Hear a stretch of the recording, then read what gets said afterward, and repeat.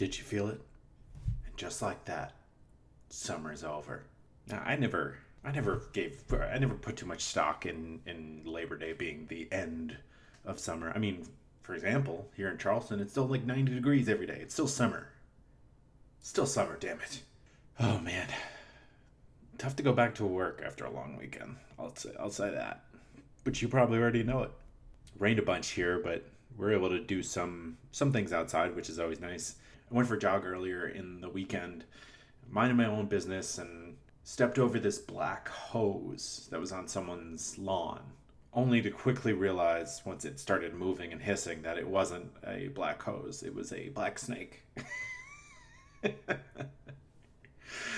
And like I did such like a wimpy like tried to sidestep, but the snake's reaction was also kind of funny because it went into this defensive position immediately, being like, "Whoa, whoa, whoa, whoa, hey! Don't you realize I'm a snake? I'm pretty scary. I don't know why you're trying to get close to me here."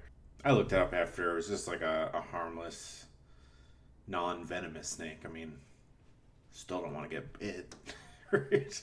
But it's funny, like how many times I probably have like seen a stick in the woods or something and been like, "Oh, that's probably a snake." And this time, when it actually was a snake, I was like, "No, that's just a hose." It was pretty big. Hey everyone, I'm Patrick Jones, and welcome to episode 43 of That Gives Me Anxiety. 43 Anxiety. I've got a great episode lined up. In it, I talked to veteran and author Charles Smith.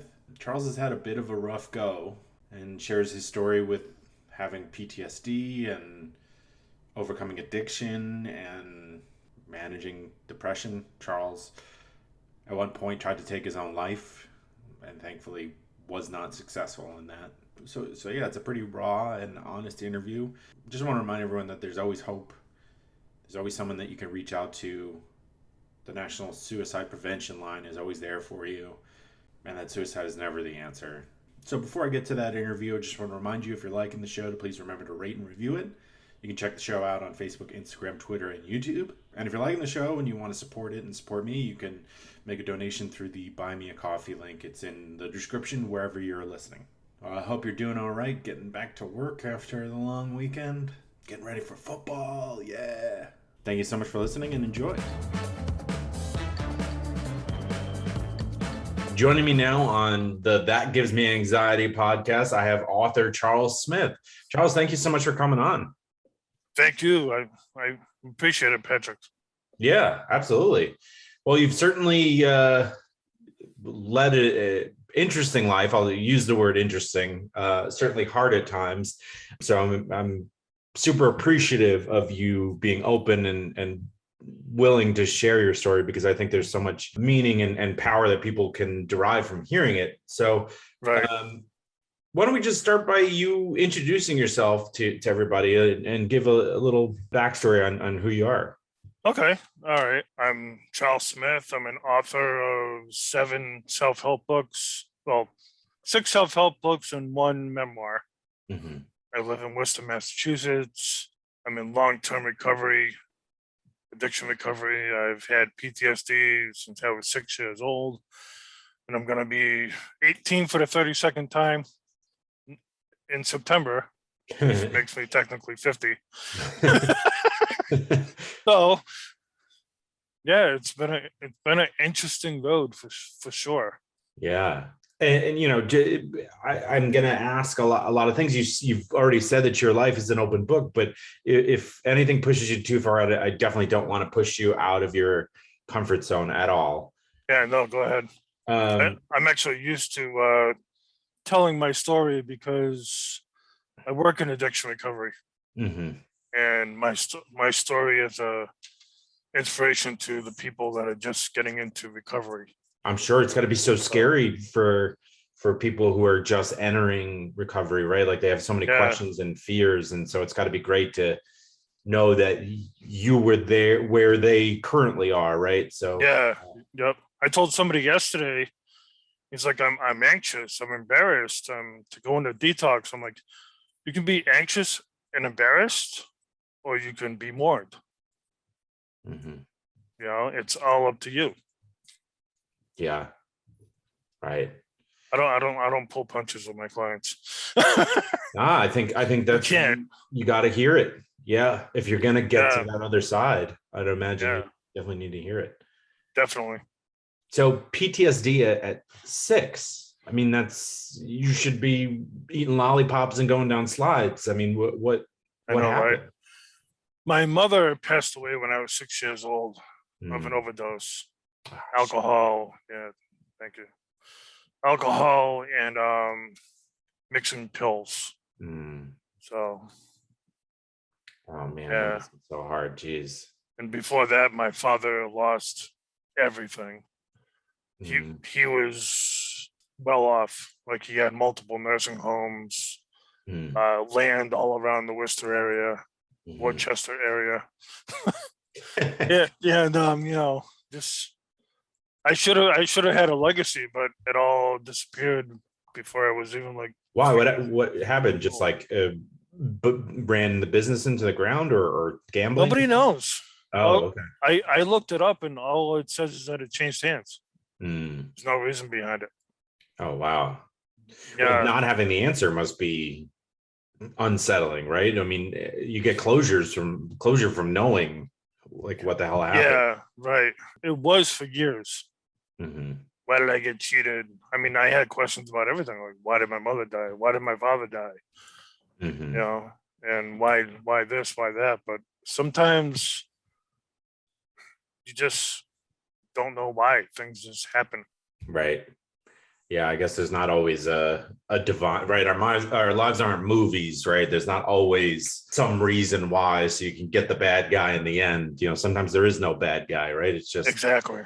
just addiction is a bitch. Yeah, Like, yeah, yep, yep. so when did you start? What were your drugs of choice? Crack cocaine. Well, first it was marijuana Hmm. and alcohol. Then it was crack cocaine. Hmm. And when I was 20, my aunt told me that raised me. I was raised by my aunt and uncle. And she told me, get out, get a job, and don't come back. Mm. So, and I needed that. Yeah. You know, sometimes you need tough love, and Hmm. I needed that. Did you Um, buck against that? Was that like, I'm sure you were a little bit angry, at that time of your life, you're so young and oh yeah, you're not yeah, putting the pieces together that you're probably went at her for that. yeah. Well, I was like, you know what? Okay. And I was contemplating going in the army Hmm. for a while before that because my father was in the army. My grandfathers both were in the military, Hmm. and so I went out and I joined the army infantry, Hmm. and I came back and I told her I'll be out in a month. Oh, wow. So yeah, yep, yep. Yeah, I imagine you weren't out in a month. Yeah.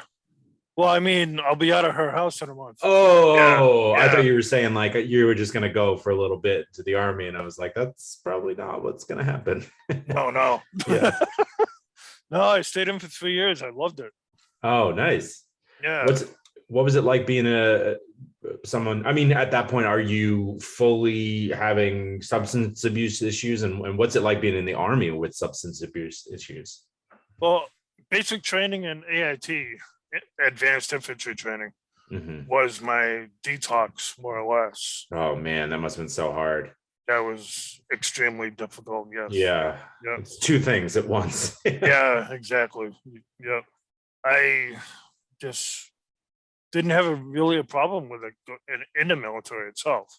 I Mm. was always so busy. Oh wow. Yeah, yeah.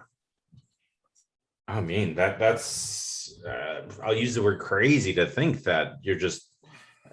I guess you're just so focused on the task like that. It must be so. In as an infantryman, what that means a lot of different things, right? What was your specific task in the infantry? Well, I was mechanized infantry, Okay. which is the Bradley fighting vehicles. Oh man, that's They're awesome. like small tanks. Yeah, Yeah. yeah. Yeah, Uh, they are awesome. Yeah. yeah, they're incredible. I was a driver the whole time. I was my exo's driver, executive officer, and then I was my commander's driver. So I Hmm. always was always in the headquarters platoon. That's awesome. Good for you. And thank you so Yeah, much for your service. I certainly haven't said that yet. So I definitely want thank to you. get I that appreciate across. that. Yeah, of course. So why did you leave the army? I don't know.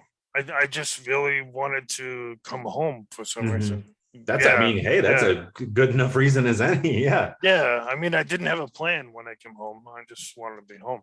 Yeah. It's a I big think I, commitment, right? Like the army is a very big commitment. And if you know that you've come to the end of that, you got to take care of yourself. no, yeah, definitely. Yeah, yeah. Yeah. I think I still had a lot of mental health issues at that time Hmm. that I had to straighten out. And I was in an explosion in the military, which really rocked my head, rocked my world. I was in a Bradley in Hmm. the National Training Center, and we were firing down range. And what I mean by firing down range, we were shooting the gun on the Bradley down at targets. Hmm. And all of a sudden, we just heard a bang, like really loud, and the the gun itself went flying off the Bradley. And then after that, like all happened at once. But my gunner and my Bradley commander started screaming. They were they were burned and blinded for 6 months. Holy shit. Yeah, yeah. And from what I'm told, I got out and I lowered the ramp because I do that from the driver's seat. Mhm. Lowered the ramp, and then I got out and I got them out. But Oh, wow. it's kind of like a haze for me. Yeah. I was asked the other day because now I'm being seen for traumatic brain injury from that. And I was asked the other day, like, how much do I remember or when do I actually have a solid memory? And it was like a couple days after when I was sitting in the back of a Bradley. Wow. Yeah, Whole days. yeah, yeah, Oh my goodness. yep, yep. That's so crazy. I mean, and talk about it's got to be so crazy to have no memory of this extremely traumatic. Like you could see your comrades, right? Your the people in the car with you, and you don't remember what happened. That must be so scary. Oh, it is definitely, yeah, yeah, Oh my gosh. yep. Do they know what happened? It just like something that was fastening the gun came off, or Yeah, there was a malfunction hmm, just in the lock, I guess, the locking mechanism. just nobody's Yeah, fault, just yeah, nobody's fault. happened. Yeah, Oh yeah, my yeah, gosh. yeah. Oh man, I'm so sorry that happened. And Thank so you. how long was I mean, I'm sure the mental aspect, you're still going through it right now. I mean, Yeah, as yep. you just said, how long were your physical recovery? How long was that? Oh, it was mostly mental for It was me. okay. For me, it was mostly mental. Yeah, Hmm. 'cause I wasn't right there at the explosion. Hmm. I was like a foot down Okay. in my cockpit. Hmm. But yeah, I was. It's still just brings chills down my back whenever I think about it. Yeah. Oh my God. It sent a Yeah, chill down my neck just hearing about it for the first time. My goodness. yeah, Especially at yeah, the training center, right? Where you just, you're trying to perfect the skills and not, yeah. no one's shooting back, right? It's Right, right. you're Yeah, supposed to be yeah. focused and safe. Yep. Oh man. Like I told a doctor the other day, I'm like, she was a civilian, but I told her we train the way that we fight. Hmm. When we're not out there with water guns and shooting each other, and we train the way that we're gonna go into a battle. Hmm. And It's the only way. Yeah. yeah, yeah, yeah. Because if you don't, then you're lost when you get into a battle. Right. So you don't have a choice in the matter. Right. Absolutely. Yeah, Yeah. yeah. I mean, if that makes sense, you hear like basketball coaches talk about that. Of course, it would make sense too for the military to go 110% in Yeah, practice. yeah, yeah. Yeah. Then with PTSD on top of that,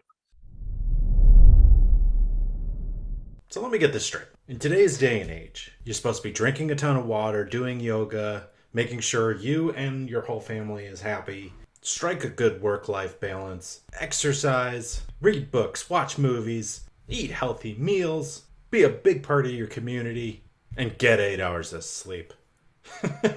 It's unrealistic. It's too much. Well, that's why there's Instacart to take a little bit off your plate or help put a little bit on your plate. Oh, I'm so sorry. Using Instacart, you search for all your favorite foods and items that you need from the grocery store, fresh produce, all your favorites, everything you want, and they deliver it to you. They go to the store and do your shopping for you. Just remove it from your to-do list, just with a few clicks. And you'll have your items delivered to your door in as fast as an hour. It's pretty quick. And through the link in the episode description, they're offering free delivery on your first order over $35. But you got to make sure you click the link in the description. That tells Instacart that this show sent you and it helps support the show. And you can also take advantage of the free delivery. So yeah, be nice to yourself. Give Instacart a shot. The infantry, most of us have been trained before 25 years old. Mm-hmm. And up until 25, that's when all your automatic thinking is installed into your brain, Mm-hmm. for lack of a better term. We're like, I was telling my ex the other, I'm literally a trained killer. You know, in the infantry, we're trained killers trying to live on the outside. Yeah. You know, and it's very traumatic, especially when you put something like that, like the tank explosion, or I have been shot at before, you know, that sort of thing. Seeing my comrades burnt and yelling, you know, that stays with you. Right. I mean, and Wow. your mom on top of that. I mean, Yeah, just like and a my dad history when I of was 11. right. Just a Yeah, history of I mean, one of these things happening can cause someone to be in therapy and look for help. yeah. And you have all these things. So at this time, you mentioned that you now at that point that you had mental health issues. Is this you now looking back, or was this something that you recognized in the moment? It's me now looking back. Okay. Yeah, I still had, like, even a couple of years after that, I got out in 96. In 2000, my uncle who raised me and my grandfather both died of cancer a month apart. Shit. Oh. Yeah. And so at that time, I was becoming a carver, cutting on myself just to feel something other than what I was feeling. Oh, wow. You know, it was horrible. I told a lot of people this. I tried taking my life at that time. Right before I became a homeless veteran, I tried taking a bottle of sleeping pills, and I don't know why I'm still here, but yeah, I was found at the right time, got to the hospital at the right time. Everything was just done at the right time. Well, I'm glad you're still here, man. That's Yeah. But I tell people all the time, like, what was it, 20 years ago, I tried to kill myself. Now I have a 9-year-old son. You do the math. yeah. You know, Mm-hmm. if I was successful, not only would I not be here, but he wouldn't be here. Right. You know, life can be so much better after the darkness. If we just walk through the darkness, you know, ride it out, do whatever you have to ride it out. You know, there's a lot of programs out there. Like, I work for a place called Aware Recovery Care. I think you have it down in North Carolina. I'm not sure. It's in a few different states. Okay. But we stay with the clients for a year. Really? Yeah. That's great. Instead of like a detox or a CSS or an ATS, we see the clients. I'll give you an example. If I have a client at week 9, then he gets 3 visits. You know, 2 by the primary and one by the secondary coaches, Mhm. advisors. But it's for a whole year, so you have a solid foundation for your recovery Yeah. before you get out of that program. Yeah. Yeah. That's great. That's awesome. And I Yeah. definitely want to hear more about what you do. But going back to that moment, I mean, did you someone find you and you wake up in a hospital bed? What does that moment feel like? I was just again in a haze, Yeah. and I hear a doctor um, pretty much saying he shouldn't be here. Mm. You know, like what? He's still alive. He was amazed that I was still alive because I Wow. took like a bottle of strong sleeping pills. Oh my goodness. Yeah, yeah, Yeah, you and don't ever want to hear a doctor be like, yeah. Sorry to laugh. It's just yeah. No, I it's so laugh now. crazy to Like, hear them talk like yeah, that. yeah. It's like what you know. I guess I'm here because I'm an example to people. Mm. Yeah, You well, you're know. certainly putting your story to good use of helping people.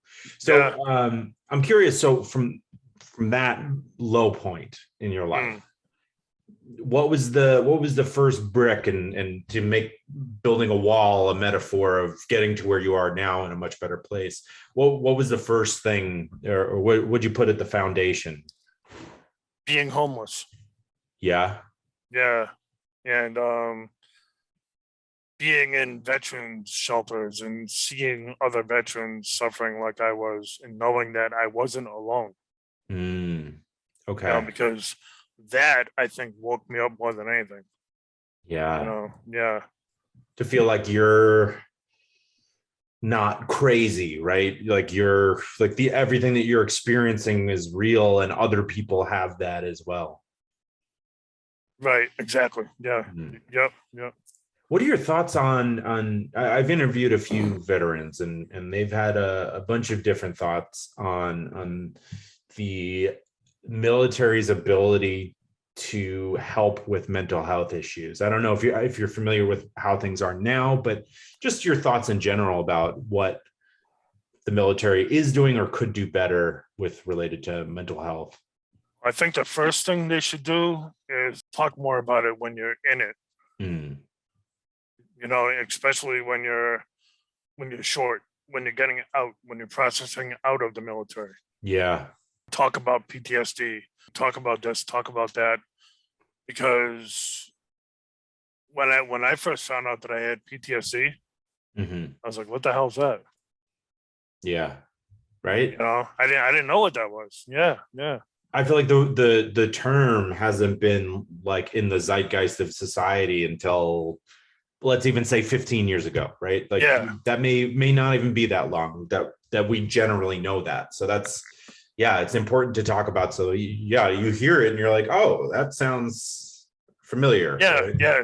Now I hear it, and I'm like, okay, that describes me to a T. Hmm. Look who we got here. It's our friends at My Software Tutor. Can Excel be my friend? Many people have wondered this for years. The answer is yes, it can. Excel doesn't have to be like the friend that your mom makes you hang out with in elementary school. It's weird. It's always stuff with boogers, right? What's wrong? What's up? Why is that kid always eating boogers? Their house always had the best snacks, too. And there he is. Boogers. Well, Excel doesn't have to be like that weird kid. Unless you were that weird kid. Were you? Be honest. You know. I'm not actually asking. I can't hear your response, but you know. And it's okay if you were. You know, just take it easy with the boogers. Just talking about boogers to get ad read. Don't worry. They didn't write that part. That was an improvisation. My Software Tutor offers 3 levels of real-time Zoom-based courses with a live instructor. They deliver practical, functional business skills in a friendly and supportive environment. It can be daunting, right? You need that supporting environment to learn Excel. There's no stupid questions. It could be really difficult. And as we know, when we talk about it on this podcast all the time, it can be really daunting to learn something new and put yourself out there. So think of this as like a kindergarten for learning something new and helping your job prospects. Or be better at the job you already have. Get that raise, get that whatever, take pictures of it for Instagram. Yeah, that'll be cool. Keeping it as vague as possible so that you can input your own. Just making a mad lib of your own desires. These courses will increase your marketability, whether you're an employee, job seeker, consultant, or contractor. Register at mysoftwaretutor.com and use the promo code POD20 to save 20% off all registrations. Thank you so much to My Software Tutor. Yeah, guys, take advantage of that 20% off and confidently list Excel on your resume. My whole life, I was like, what the hell is wrong with me? Mm-hmm. Because for one, all the bad crap was happening. And for another, I just always felt like I was a little off. Mm. Like I didn't belong. Oh, man, I had sorry. friends coming out of the woodwork, but I always felt like I wasn't really, like I didn't belong. It was weird, hard to explain. No, I definitely have felt that way. And I'm sorry, because that's like, it's the shittiest feeling, because you're just like, even when someone is showing you love and like flat out to your face telling you they love you, like you still may not hear it. And you don't believe it. Yeah, like I was talking about that. I don't know if you see my post on Instagram about Father's Day, but I did, but I think you should explain it for. I always hated Father's Day. I always hated Christmas. Up until my kid was born, really. Mm-hmm. I never liked it, and the reason being is because, like, yeah, my uncle was there, my grandfather was there, but to me, especially when I was younger, they were trying to take my father's place. That's how I seen it. So I resented that. Oh, wow. Yeah. I would always see my friends celebrating Father's Day with their dads, and I didn't have a dad to celebrate it with. Mm-hmm. It was so I always resented the holidays. Oh, wow. Yeah. Did you have a good relationship with your uncle and aunt that raised you? I did. Yeah. Yeah. I'm actually, after me and my ex broke up, my son's mom, I'm still living at my aunt's house. So then, yeah, definitely. Yeah. They've been but like I'm sure you had disagreements with them, but like you're just a kid, and going through a lot, right? It's like, of course you're going to rebel a bit.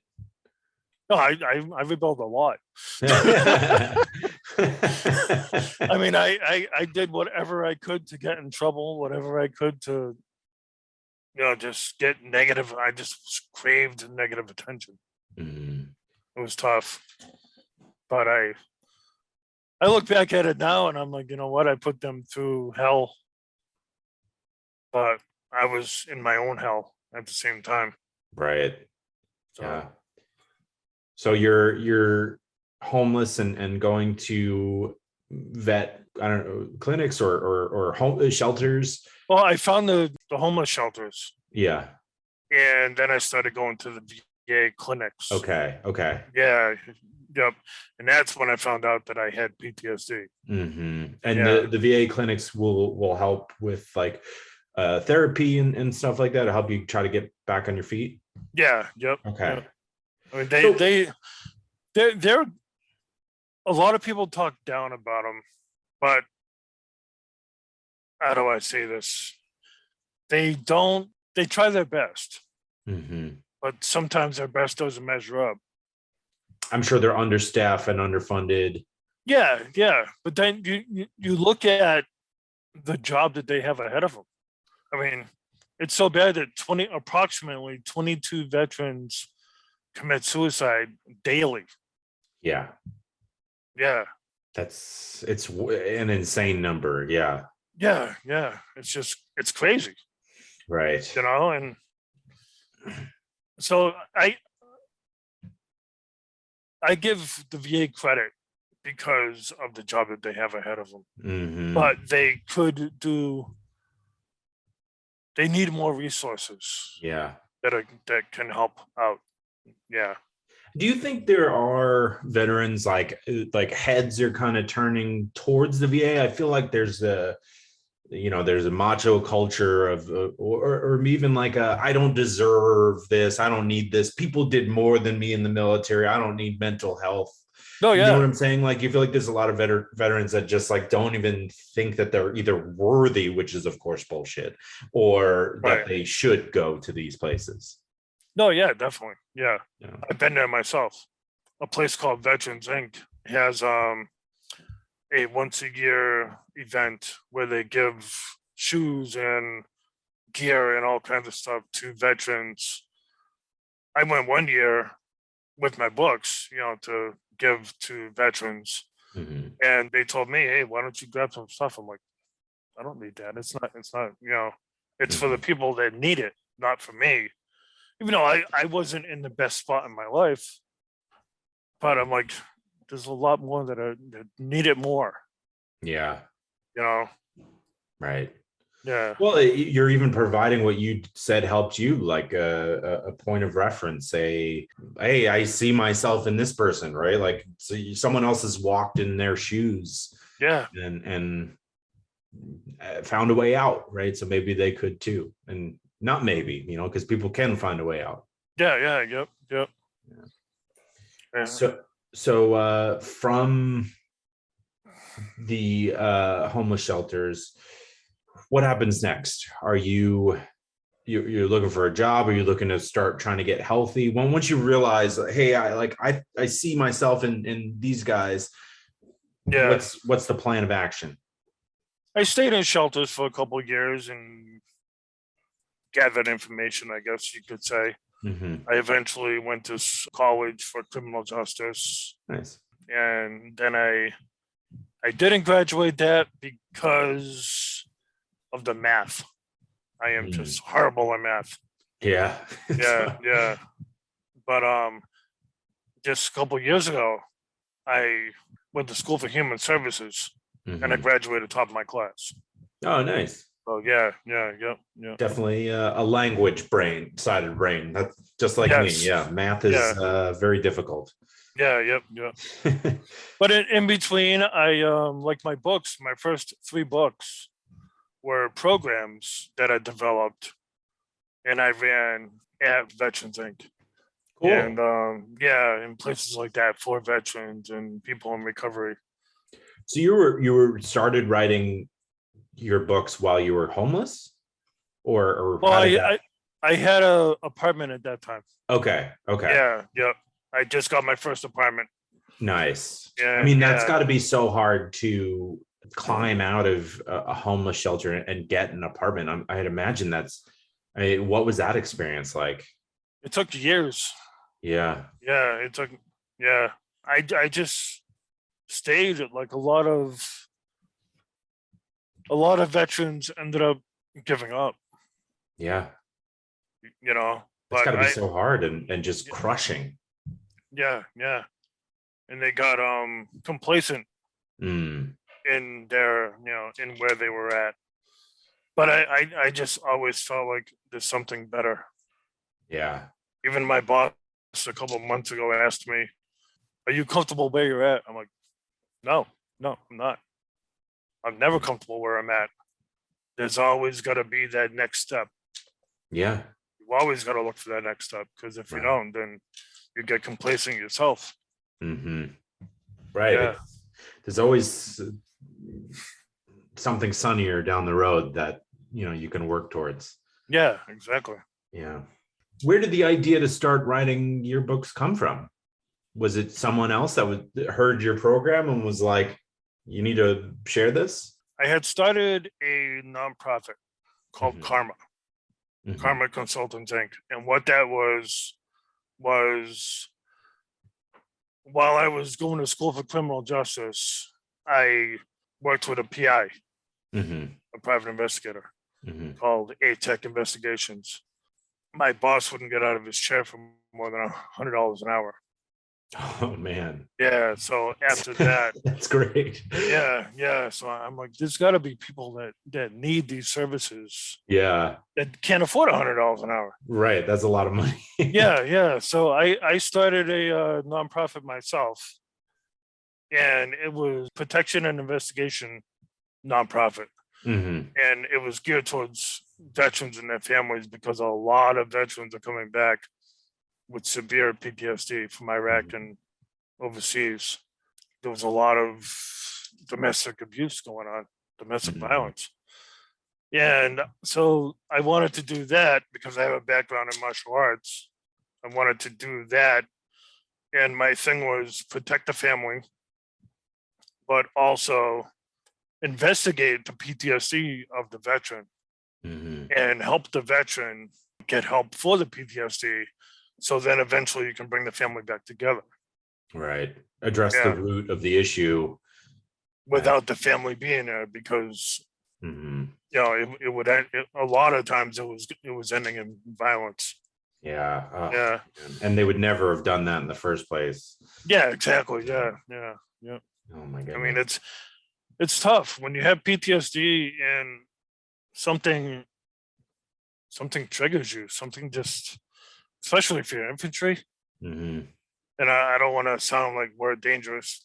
I mean, we are, but I don't want to sound like we're dangerous to society, because we're not. But you get angry quick with PTSD. Mm. And if you know how to handle yourself, it can be a disaster, Right. which we were trying to prevent. What is it? So what does PTSD feel like for you? It's quick to anger? Is it like a brain? High anxiety. Yeah. Yeah, like very, very high anxiety. Like you freak out, more or less. Like Hmm. it's hard, it's really hard to explain, but you have heightened awareness. Hmm. And to me PTSD is fear. Hmm. I Seems like mean, it. yeah, a lot of people don't want to admit that they're afraid of anything. But to me, PTSD is fear. Like, I was in that tank explosion. Hmm. I smelled diesel gasoline, or I hear a loud bang, and I'm like, jumping out of my skin. Right. Or I'm automatically back in that tank. Mm. And if I'm jumping out of my skin, then honestly, whoever's around me or any other veteran, you can be dangerous. Right. Well, you're Yeah, right into yeah, fight or flight. yeah. And we're trained to fight, not flight Right. or freeze, for that matter. Yeah. Yeah. Oh man. Yeah. It's tough. Yeah. Yeah, it's tough to deal with. I mean, I've done countless hours of meditation and yoga and this and that to you know steady my level Hmm. of anger, and but still it can be really, Something you have to actively work on. yeah, definitely, yeah. Mhm.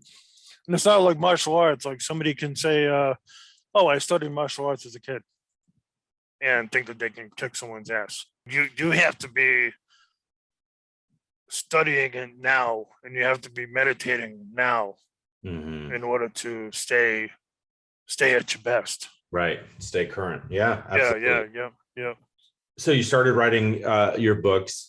Um, Yeah, I was on that subject. yeah.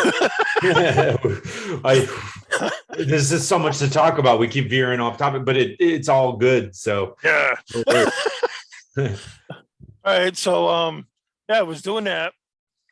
A lot of people, foundations and whatnot, didn't want to give to karma Mhm. because of the danger aspect. Yeah. They didn't want their money going towards potential violence. Hmm. So I had to switch gears a little. Hmm. And then I developed a PTSD program, like talking about PTSD. And it was Yeah. it was kind of like a book. Okay. And then I wrote another one on self-protection. Hmm. And then I made another one on positive thinking. Mm-hmm. And then I was getting some organizations to do it, but it was a nonprofit, Mm-hmm. so I couldn't like demand money, Mm. So I more or less, when my son was born, I had to make a decision. Could I keep going with this, or should I change gears? Mm-hmm. So at that point, I went out and worked, because my programs could only be run during the day. Right. My book, I still wanted my information to be out there. So then I developed my first 3 books by those programs: Mm-hmm. the self protection, the PTSD, and the positive thinking. I just put a lot more information in Mm-hmm. and made them books. Okay. Yeah, yeah. That's great. Hey, do you wish you were a thoughtful card person but don't have the time or energy? Right? You want to be that person that has a hobby, full-time job, crushing it in the job, has kids, has a family, has a dog, whatever it is, and still, right, sends that message, sends a card, handwritten, something that makes you laugh and cry. How does that person do it? I don't know. But maybe it's Cardist. Maybe he's born with it. Maybe it's Cardist. The Cardist Studio is your personal assistant. That's how you get it done, right? Somebody helps you out with it. That's okay. The end result is still the end result. You're thinking, oh, should I send them a card? That's it. From there, you just jump onto thecardiststudio.com and tell them exactly what just popped in your head. Your thoughtfulness. The Cardist Studio will get your personalized message handwritten into the card and in the mail for you. You're busy. You're doing a lot of other things. It's not like they're going to tell on you. And the person's going to be thrilled. I've gotten one of these, and it filled my heart with joy. Even better, it's fast, it's custom, and it's a total life changer. Hey, you're a thoughtful card person now. Look at you. New achievement unlocked. Just go to thecardiststudio.com, and you can even use the promo code AnxietyPod for 10% off all orders. And so are you sober at this point, or is that something that's still coming up in your life? No, I'm sober at this point. Yeah. You're sober. Yep, Okay. Yep. So you got sober in basic training, and we're able to kind of stay off of everything from that point on. Yeah. Okay. That's great. Yep. Yeah. Yeah. I mean, that's really not easy to do. I'm No, impressed. it's Yeah.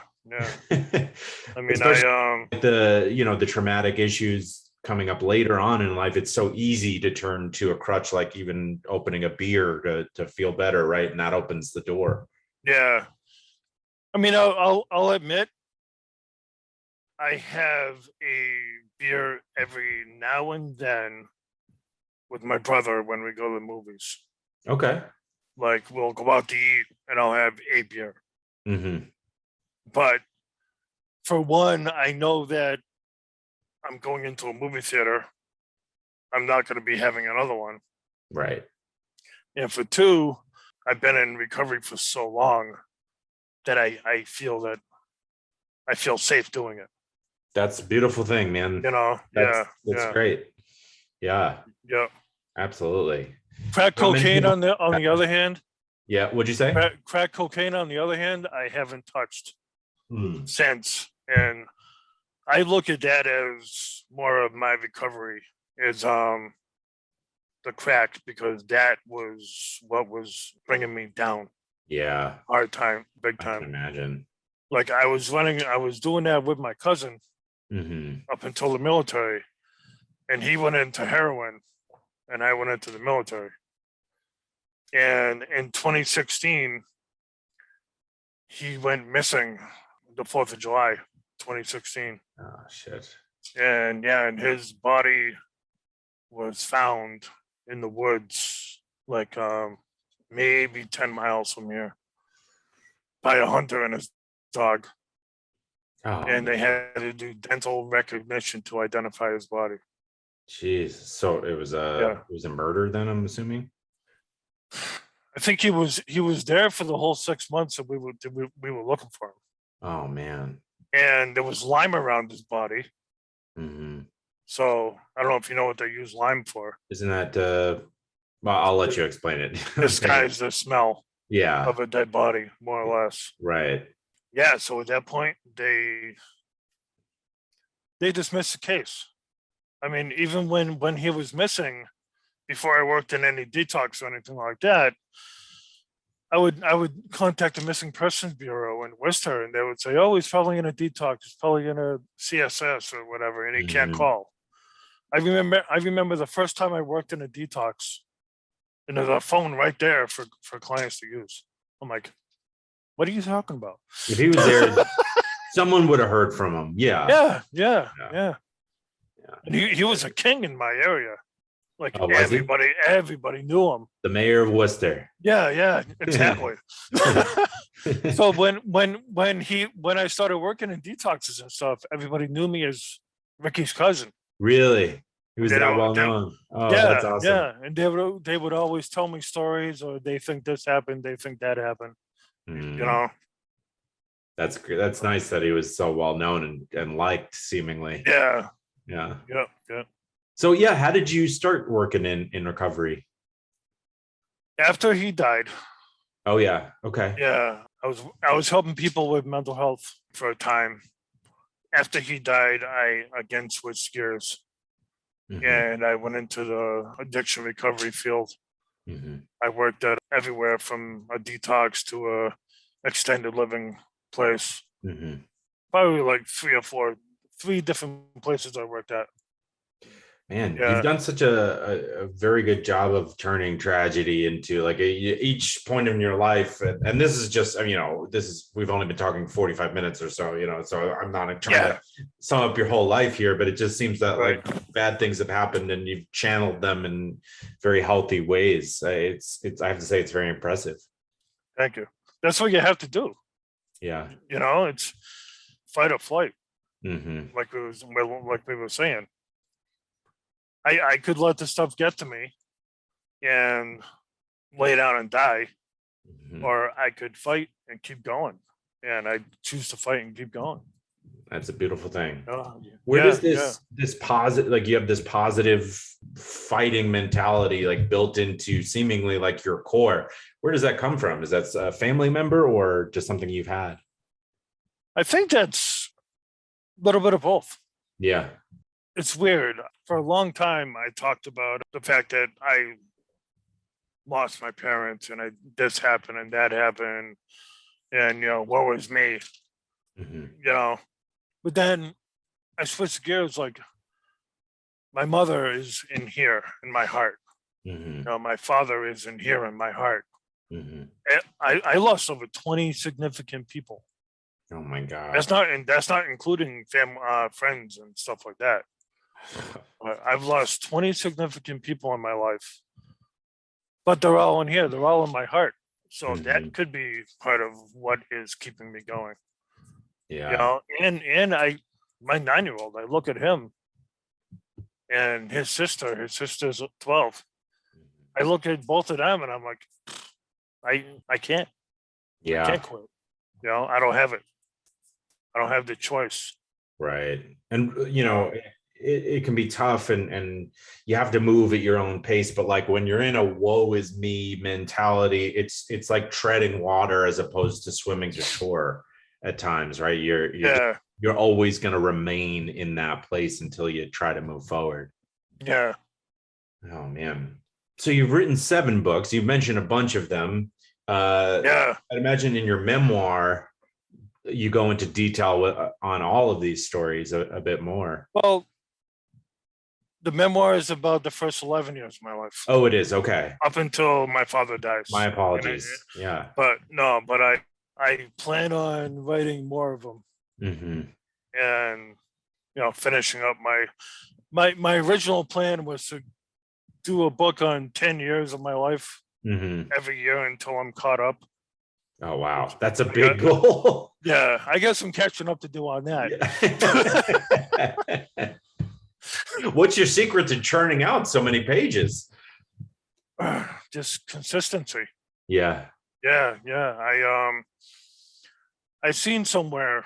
I think it was a YouTube video where this author devotes a half hour a day. to writing. No matter what's going on in the day, even if he's got to stay up a half hour later, he devotes a half hour a day. When you break it up like that, it seems a lot more manageable. Yeah. Yep. Just a half hour. I mean, you probably just one less episode of the sitcom that you watch before you go to bed, right? Yeah. You got it. Yeah, exactly. Yeah. Instead of great. switching on Netflix, switch on your Word document. Get in there. Yeah. Yeah. That's great. What advice would you have to veterans or just anyone that's suffering from PTSD? Get help. Mm-hmm. Don't be afraid to get help. Yeah. Well, I always love that message. Yeah. And don't give up hope. Mm-hmm. Because as bad as life can get, as long as you're still breathing, there's hope. It can get better. Yeah. Yep. Absolutely. Oh, it's a beautiful message, man. Thank you. I've really enjoyed this conversation. I just want to make sure, is there anything you think I'm missing or anything else you'd want to add? The types of books that I have? Yeah, I was going to say, where can everyone get and find out more about your books? Yeah. If you have like a website that they're all on or something. I do. Yeah. Lifelongexperience.net. Say lifelongexperience.net. Yep. Mm-hmm. And I have a book on practical awareness and self-defense for safety at home, in school, and on the streets, which includes information on surviving an active shooter event. Mm-hmm. And then I have my PTSD book, which has my story and a lot of information about PTSD. And then my positive thinking book, and that's a very inspirational book too. Mm-hmm. My addiction recovery book, I consider the first book that I ever sat down and wrote as a book. Mm-hmm. And the special thing about that is it's got my recovery story, plus it's got 6 or 7 different stories on recovery from people really in recovery, Mm-hmm. a year or more. And then I have my memoir, and then I have the book on life changing to success. And what that's about really is realizing that money is not the root of success. No. Change in yourself and growth is the true route to success. And I write about like Robin Williams and this Chester Bennington and a lot of other people that were successful, had money coming out of their ears, and committed suicide. Right. Because money isn't the only thing. No, it's not the shiny golden hill that we think it is. It certainly can make things easier, but it doesn't buy you out of your problems. Yeah, exactly. My latest one is Steps to Acceptance, the Loss of a Loved One. Mm-hmm. And that's talking about the fact that you're not alone, and like how many people died over COVID, and different ways to cope with loss. Yeah, that's very important. No one's really talking about things like that until you need it. And I think it would be better if we did talk about grief and loss a little bit before it gets to that point. You need to have that training built in, right, to how to handle the big loss. Yep. So that's great that you wrote that. Thanks. Yeah, I think a lot of people need that information, like you said. Definitely. Yeah. Well, where can people find you on social media? Lifelongexperience.net. Mm-hmm. And in there's links to like my Facebook and Instagram where we met. And Awesome. Well, this has been such a wonderful conversation. Thank you so much for your time and your openness and your honesty. And I wish you all the best. You're welcome, Patrick. It was great talking to you. Yeah. Thank you so much to Charles for sharing his story and being open and discussing things that are pretty hard to talk about. I mean, let's be honest. Before I get to the weird thing that was causing me anxiety this week, I want to remind you of the Buy Me a Coffee link. It's in the description. It's a way to donate to the show. Any amount that you feel comfortable with. There's also the link for Instacart to get home deliveries of groceries. If you sign up in the link, if you sign up through the link, use the link to sign up. That's in the description, and that tells Instacart that this show sent you, and that also helps support the show. Then there's My Software Tutor with the promo code POD20 for 20% off. And the Cardist Studio has the promo code AnxietyPod for 10% off of your order. As I always decided on a giant bone to start chewing. Okay, so the weird thing that was causing me anxiety this week, Jamie and I went out down to the beach. Fantastic. And got some food, but there was a wait for a table. We ended up sitting at the bar, which we love doing. It's always the move, right? You can get in faster. It's fun to chat with the bartenders. And this place was great. The Obstinate Daughter, fantastic spot. Sullivan's Island here in Charleston. But so I was just feeling so anxious as we were waiting for our table, because initially it was like, all right, let's get a drink at the bar and wait. But it's like waiting behind the row of chairs where people are having their dinner and people are moving through, like the wait staff are moving through the space, and there's other people coming up, and so you're just like crowded with not enough space, and you're standing there with the drink, and you're just like, oh my god, get me out of here, right? And that like can reverberate and make your anxiety even crazier. But thankfully we were able to step outside and just get some air and a little bit of space. Yeah, I just didn't like, I don't know, just a moment, right?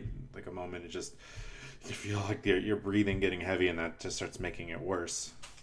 But in the end, you just gotta breathe, find a little space, and eat fantastic. I mean, we had grilled octopus and some Stonefire pizzas. Just fantastic. I don't know if I've said fantastic enough, but fantastic. Well, as always, thank you so much for listening. Have a great week, and I'll talk to you on Thursday. Let's go Jets.